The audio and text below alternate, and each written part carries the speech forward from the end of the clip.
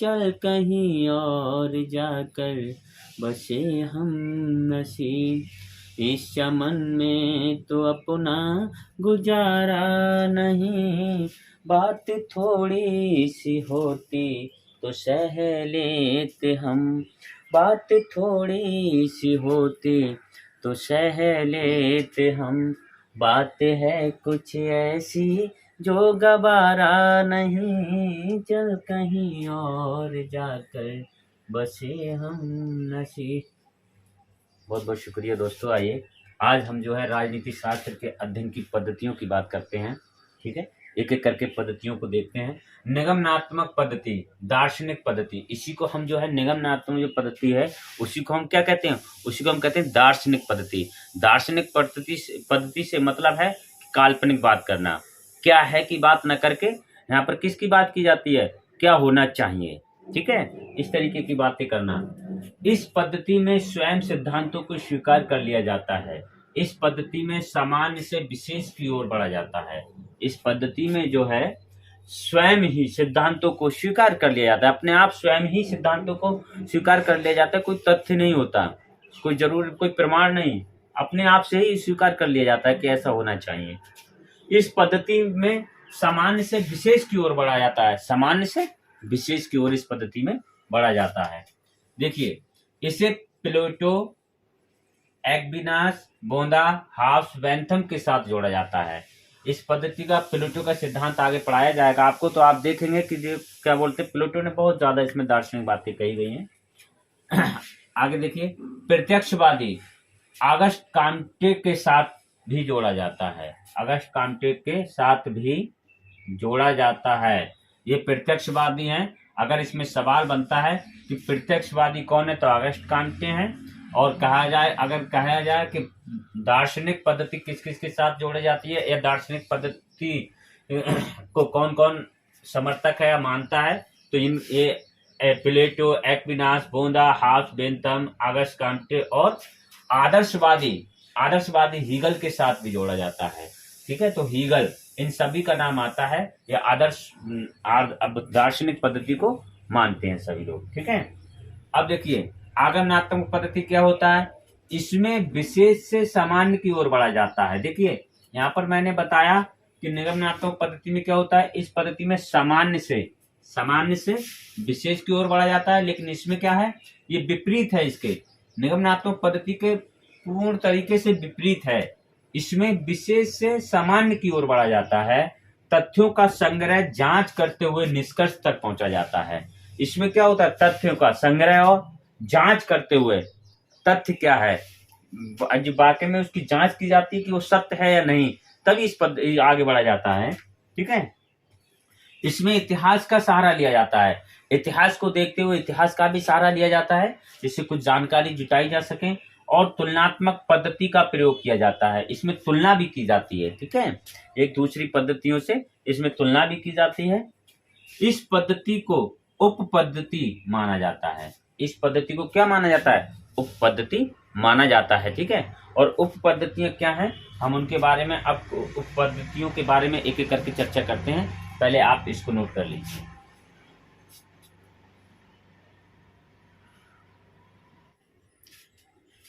देखिए, उप पद्धतियों की हम बात करते हैं। सादृश्यात्मक पद्धति, इसके समर्थक हैं गिलक्राइस्ट।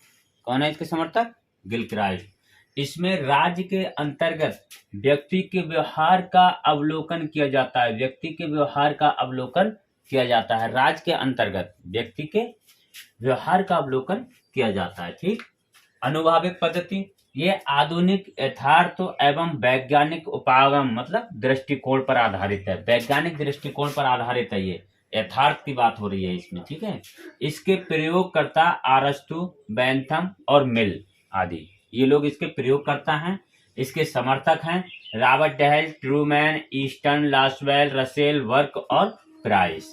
देखिए, इसमें अगर आपको पूछ ले कि अनुभाविक पद्धति के प्रयोगकर्ता कौन है, तो अरस्तु, बेंथम, मिल का नाम लेंगे आप।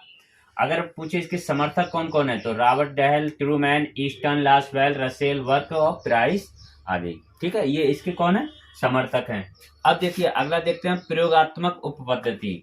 अनुभव और पर्यवेक्षण के आधार पर राजनीति विज्ञान में प्रयोगात्मक पद्धति का प्रयोग किया जाता है। अनुभव और पर्यवेक्षण, अनुभव होना चाहिए, ठीक है, अनुभव के आधार पे, ठीक है, इस पद्धति का प्रयोग राजनीति विज्ञान में किया जाता है।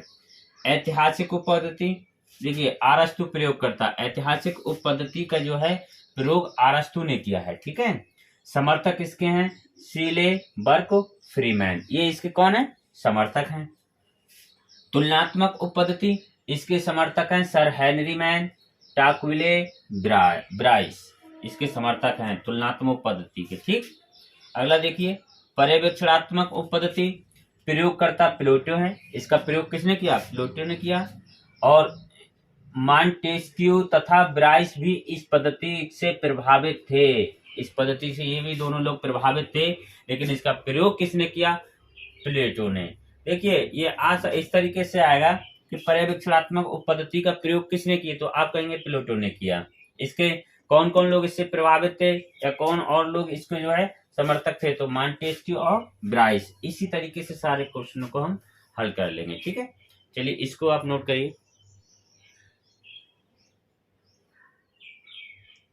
देखिए इसके बाद में हम जो है कुछ पद्धतियों के बारे में बता देते हैं। खाली पद्धति का नाम आएगा, उसके आगे जो है लेखक का, प्रयोगकर्ता का या समर्थक का नाम आएगा, तो आपको वहां पर करना होगा।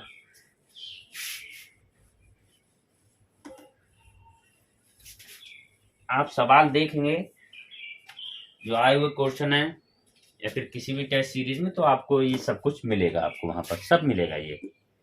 चलिए यहाँ पर हम लिख देते हैं पद्धति, ठीक, ऐसे कर देते हैं हम, और इधर लिख देते हैं प्रयोगकर्ता,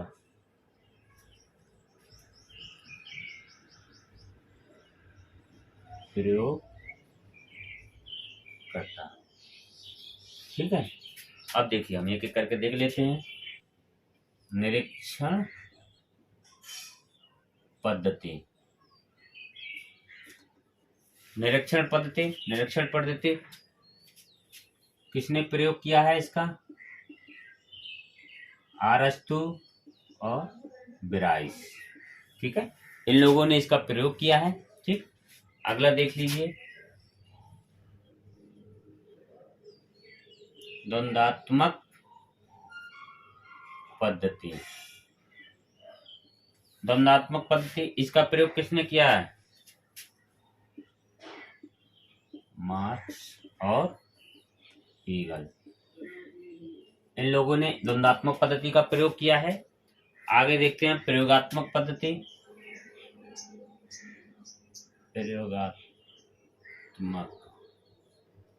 प्रयोगात्मक पद्धति इसके प्रयोग करता है लेविस, ठीक।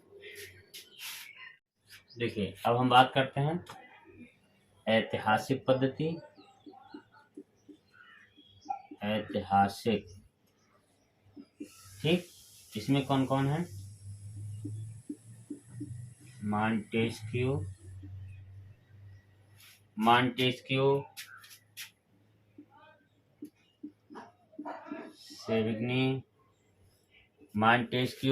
सेविग्नी, ठीक, सीले मैन,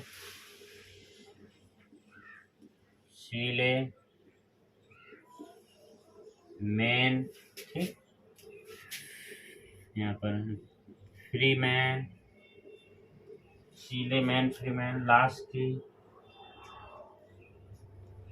लास्की आदि, ठीक, ये इसके प्रयोग करता है। आगे देखिए तुलनात्मक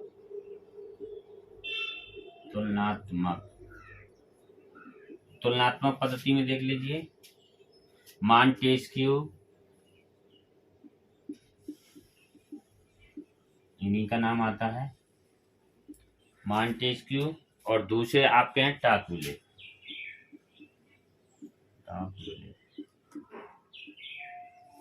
ठीक।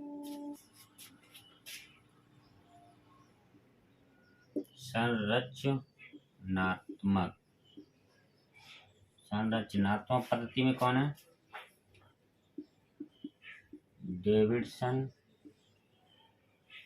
ठीक, डेविडसन, डेविड ईस्टन,